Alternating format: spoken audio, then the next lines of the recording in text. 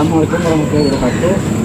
Yang terhormat Muhammad Muslim mengenalkan nama saya Jafar Sulaiman, mahasiswa PTG dalam jabatan Akademika Universitas Bidang Klaten dengan nomor induk mahasiswa 2308 sedang kemudian 81. Saya mengampu mapel PPKN di SMA 1 Rawamangun Kabupaten Bogor.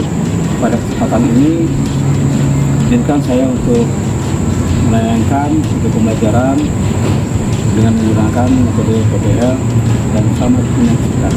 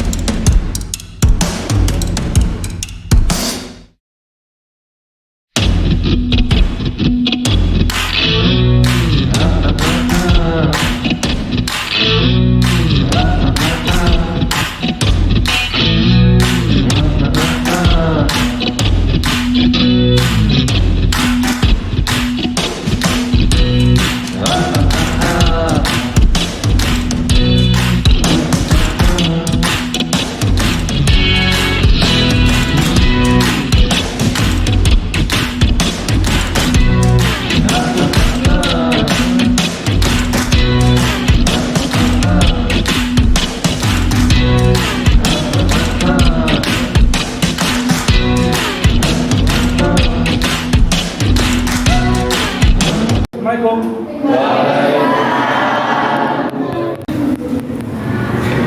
Oke, baik. Assalamualaikum warahmatullahi wabarakatuh. Waalaikumsalam warahmatullahi wabarakatuh. Selamat siang semuanya. Siang. Masih tetap semangat. Semangat. Silakan pakai memimpin doa. Baik, kita berdoa menurut saya masing-masing dipersilakan.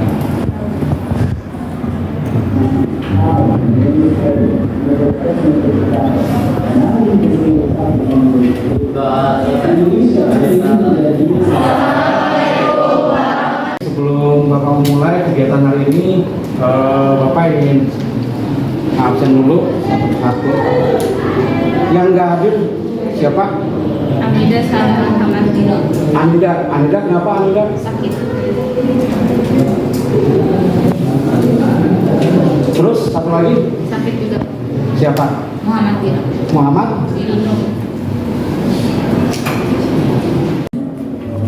Oke, baik. Sebelum kita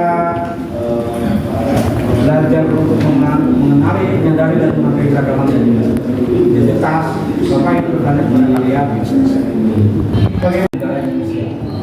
Silakan yang bisa menjawab. Ya. Menghormati.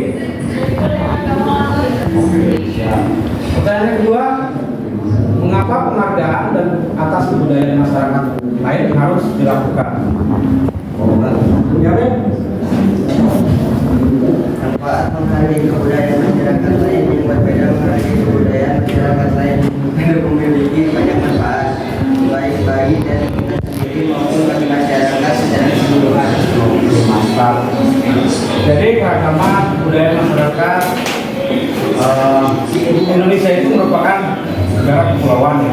yang dimana suku, adat itu kan masing-masing memiliki ciri contoh di kita. Kalau di kita apa?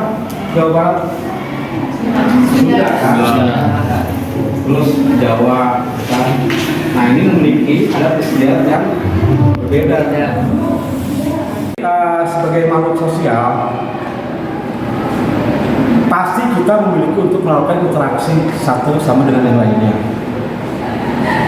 Jadi interaksi itu merupakan hubungan timbal balik, baik yang dilakukan secara individu ataupun kelompok. Nah, orang dapat mengenali kita ataupun kita dapat mengenali orang itu mungkin dari interaksi, proses interaksi. Jadi Bapak bisa mengenal kalian ataupun kalian kenal dengan Bapak itu melalui proses yang disebut dengan proses interaksi.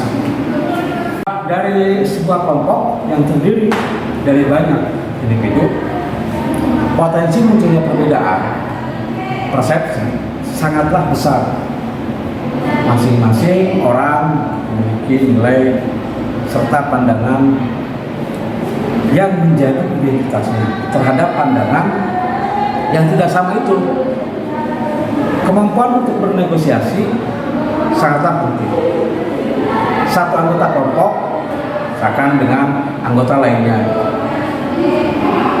mencari titik temu sebagai jati diri dari kelompok. Nah, bangsa kita, bangsa Indonesia ya dari awal itu telah menyadari akan hal ini. Kita hidup dalam keragaman, tetapi ingin tetap berada dalam payung yang bisa mengayomi kebinekaan itu. Inilah hakikat dari semboyan Bhinneka Tunggal Ika. Para pendiri bangsa yang menyadari bahwa Indonesia adalah negara dengan keragaman budaya. Begitupun juga yang harus dilakukan oleh generasi penerusnya. Jadi keragaman budaya itu ya ada agama, etnis, suku dan bahasa. Kesadaran tentang kebinekaan harus dilanjutkan oleh kehendak untuk mengenali yang lain, berkenalan dengan identitas lain di luar dari ini. Merupakan cara yang terbaik ketika kita hidup dengan mereka yang berbeda. Menghargai keragaman adalah salah satu bentuk ketaatan kita pada hukum alam. Tuhan telah menciptakan manusia dengan segala keragaman identitas yang melekat padanya. Menyadari, menghormati keragaman tak hanya sebagai cara mengenali sama, tetapi juga memuliakan ciptaan. Di bangsa kita ini memiliki keragaman juga tentang agama, yaitu mungkin ada kelompok minoritas dan mayoritas. Jadi agama yang dianut oleh bangsa ini yang pertama adalah agama Islam, kedua Kristen, ketiga Katolik, keempat Hindu, kelima Buddha, dan keenam Konghucu. Berdasarkan catatan Badan Pusat Statistik atau yang disingkat dengan BPS, Indonesia hingga tahun 2010 itu ada sekitar 1.300 lebih suku di Indonesia. Jadi kalau untuk suku itu lebih dari 1.300. Adapun untuk bahasa, sementara Badan Pengembangan dan Pembinaan Bahasa Kementerian Pendidikan dan Kebudayaan telah memetakan dan memverifikasi ada 218 bahasa di daerah kita. Sekarang kamu diskusikan keragaman kebudayaan yang ada di Nusantara sesuai dengan kelompok yang kemarin. Silakan kalian berdiskusi dengan kelompoknya. Di kelompok ini pertama kalian akan membuat simbol atau lambang kan dari hasil kelompok. Terus kedua kalian membuat peraturan tentang kelompok. Nanti Bapak akan bagikan kertas untuk mengerjakan, membuat simbol dan menulis peraturan-peraturan yang ada di kelompok. Ini untuk kelompok Bapak Bambang, Assalamualaikum. Ya Pak. Selamat berbahagia.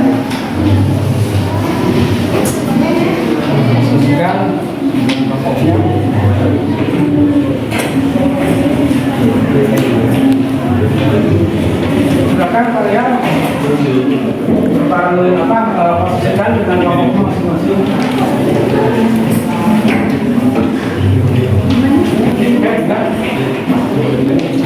Enggak.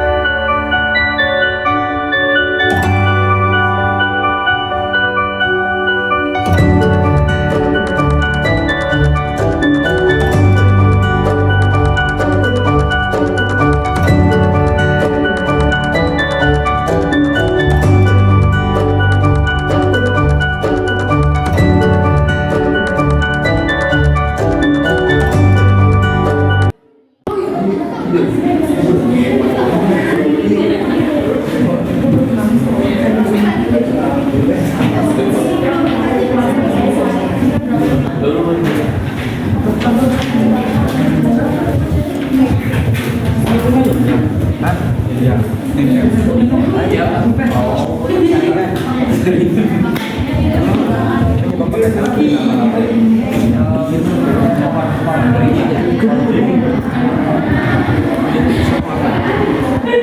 poin ya.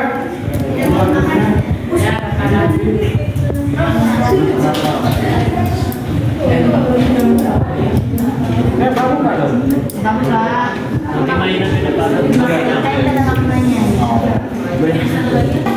Itu bunga matahari. Iya. Kuat ya? Berarti kalian cinta kuat? Iya.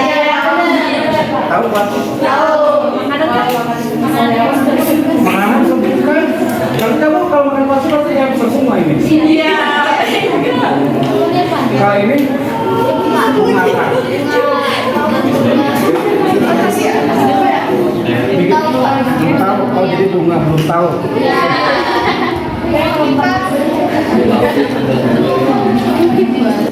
Oke, baik. Waktunya sudah cukup. Sisi saran Bapak akan panggil masing-masing kelompok ya. Yang pertama yaitu kelompok Bali untuk mempresentasikan keragaman dari Gunung Sentaro. Silakan untuk kelompok Bali.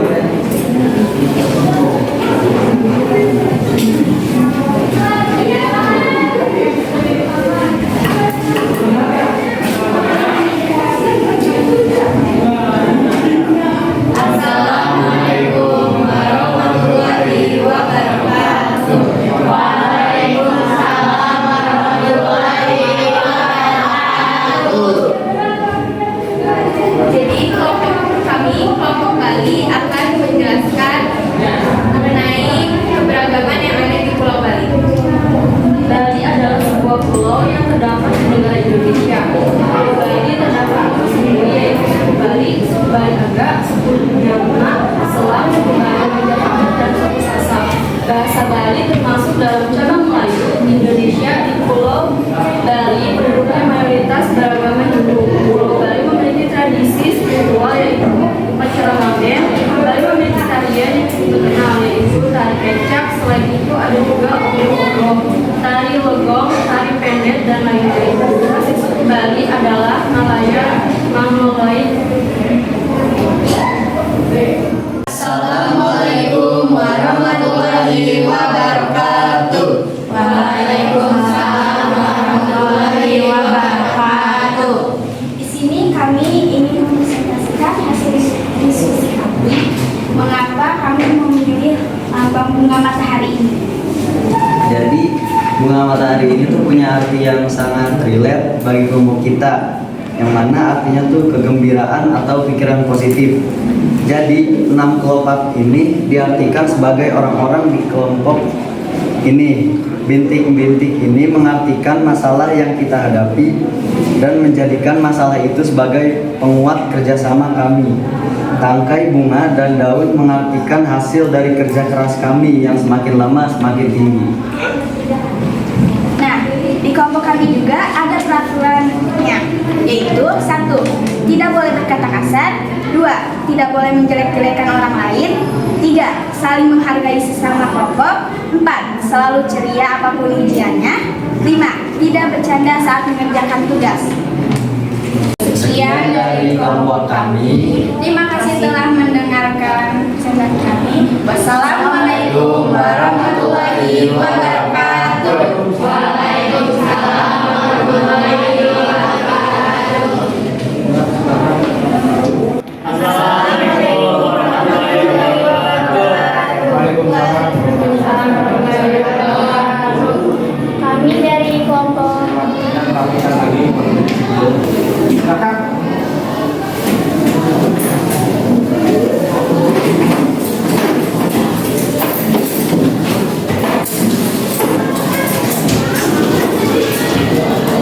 Udah oke semua? Baik, jadi tadi kalian sudah bikin simbol. Simbol itu kan lambang dari sebuah identitas. Nah, makanya dia jelas sekali identitas itu adalah kita memiliki simbol. Jadi biar dikenal oleh kelompok yang lain. Kalau misalnya tanpa simbol, dapat kita kenalin nggak?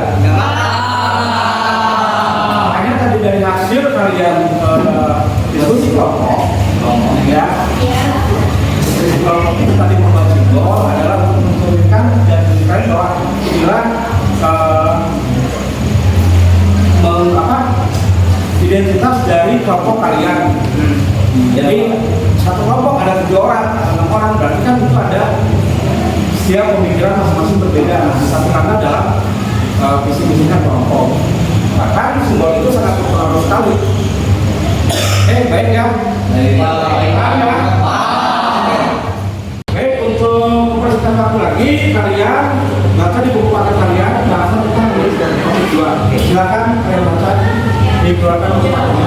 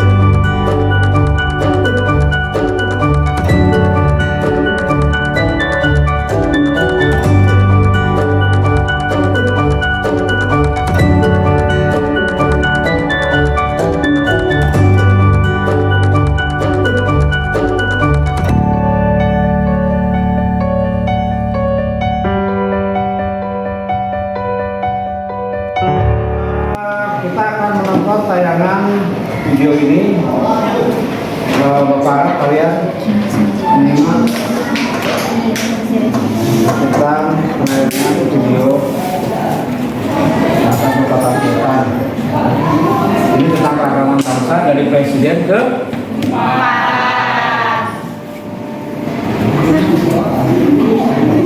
Oke. Silakan nikmati.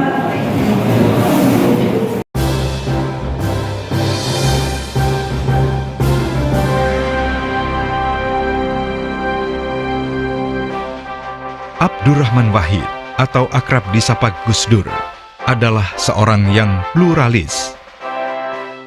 Sebagai pemimpin negara, hal ini dibuktikan melalui kebijakannya memperjuangkan kewarganegaraan kelompok keturunan Tionghoa di Indonesia. Dalam wawasan kebangsaannya, mereka sama dengan suku etnis bangsa lain dan memiliki hak yang sama sebagaimana diamanatkan oleh Undang-Undang Dasar 1945. Dasar pemikiran lainnya adalah bagaimana kelompok pendatang Tionghoa yang umumnya pedagang telah membaur dengan pribumi hingga mampu mempengaruhi sejarah. Etnis Tionghoa juga memiliki peranan penting dalam perjuangan kemerdekaan melawan Belanda dengan menjadi pemasok persenjataan. Keberpihakan pada etnis Tionghoa ditunjukkannya dengan mengunjungi Republik Rakyat Cina atau Tiongkok, negara asal etnis Tionghoa, pada lawatan ke luar negeri pertama tahun 1999. Dalam konferensi pers pertama usai terpilih jadi presiden, Gus Dur menjelaskan latar dan alasannya mengunjungi Cina. Menurutnya, RRC adalah negara besar dan sangat potensial dari segi ekonomi. Indonesia rugi bila tidak berhubungan dengan Cina. Latar belakang inilah yang akhirnya mendorong Presiden Abdurrahman Wahid mencabut instruksi Presiden masa Orba Inpres nomor 14/1967 yang melarang kaum Tionghoa merayakan pesta agama dan adat istiadat di depan umum dan hanya boleh dilakukan di lingkungan keluarga. Pada Januari 2001, Gus Dur juga mengumumkan bahwa Tahun Baru Cina, Imlek, menjadi hari libur opsional dan pencabutan larangan penggunaan huruf Tionghoa. Kekuatan hukumnya baru dikeluarkan pada era Megawati melalui Kepres nomor 19 tahun 2002. Kini, ketika area perdagangan bebas ASEAN RRC dibuka, hubungan dengan Cina tidak bisa dihindarkan lagi. Suatu hal yang sudah diprediksi dan disiapkan sejak lama oleh seorang Abdurrahman Wahid. Kegigihannya membela pluralisme di Indonesia membuatnya ditahbiskan sebagai Bapak Pluralisme Indonesia, sebagai pengayom semua golongan, bahkan yang tertindas dan terpinggirkan. Kebesaran Abdurrahman Wahid karena buah pikirannya yang menggambarkan karakter, multikulturalisme, dan perjuangannya yang terkenal humanis dan mengayomi.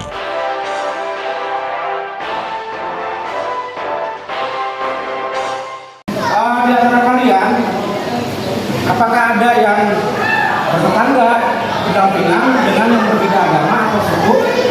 Ya. Kalau ada salah satu dari kalian, ini silakan. Peserta didik yang bertetangga dengan mereka yang berbeda agama atau suku bervariasi tergantung pada faktor-faktor sosial, budaya, dan individu. Oke, baik, terima kasih ya untuk jawabannya. Terus pertanyaan kedua, kalau misalkan pendapat kalian tentang pelabelan kepada kelompok tertentu, apakah setuju atau enggak? Kenapa? Pakai coba kami program. Tidak setuju karena selalu merupakan nilai. Tidak setuju karena akan mengakibatkan berprasangka tidak baik. Adapun yang tentang positifnya misalkan, tapi kebanyakannya Tidak baik. ini kali sekian dulu dari Bapak ya. Oke, baik, sebelum Bapak Ayu menarik ini, kita akan simpulkan dari kegiatan rangkaian ini yang sudah kita lewati dari awal sampai ini. Insya Allah nanti di depan kita akan bertemu lagi dengan materi sebelum materi yang sekarang. Silakan dapat untuk. Jadi kesimpulan pada kegiatan ini dengan tema mengenali, menyadari, dan menghargai keragaman identitas, yaitu kita jadi lebih bisa menghargai keragaman yang ada di sekitar kita. Walaupun banyak keragaman, bukan berarti kita harus membeda-bedakannya, akan tetapi harus kita jadikan sebagai keunikan yang kita miliki, sesuai dengan simbol Indonesia yaitu Bhinneka Tunggal Ika, yang artinya walaupun berbeda-beda tetapi tetap satu. Sekian, terima kasih. Jadi saya akan menyebutkan kegiatan yang dilaksanakan pada hari ini. Hal yang saya pahami adalah saya dapat mengenal beberapa budaya yang ada di Indonesia, mulai dari ras, bahasa, keragaman etnis, kesenian, dan tradisi. Keragaman budaya juga dapat dikenali mulai dari tariannya, pakaian adatnya, upacara tradisionalnya, dan lain-lain. Keragaman budaya merupakan aset berharga bagi Indonesia. Kita harus bersatu padu untuk menjaga dan melestarikan budaya lokal, serta memanfaatkan keragaman budaya untuk kemajuan bangsa. Sekian kesimpulan yang saya dapat hari ini. Semoga bermanfaat bagi kita semua. Wassalamualaikum warahmatullahi wabarakatuh.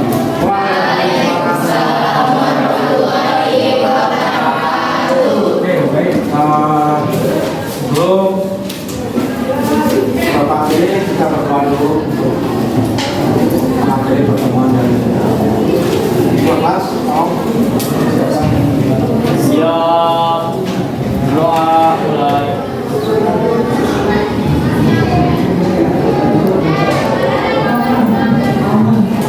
Doa selesai, beri salam. Waalaikumsalam warahmatullahi wabarakatuh. Terima kasih banyak ya.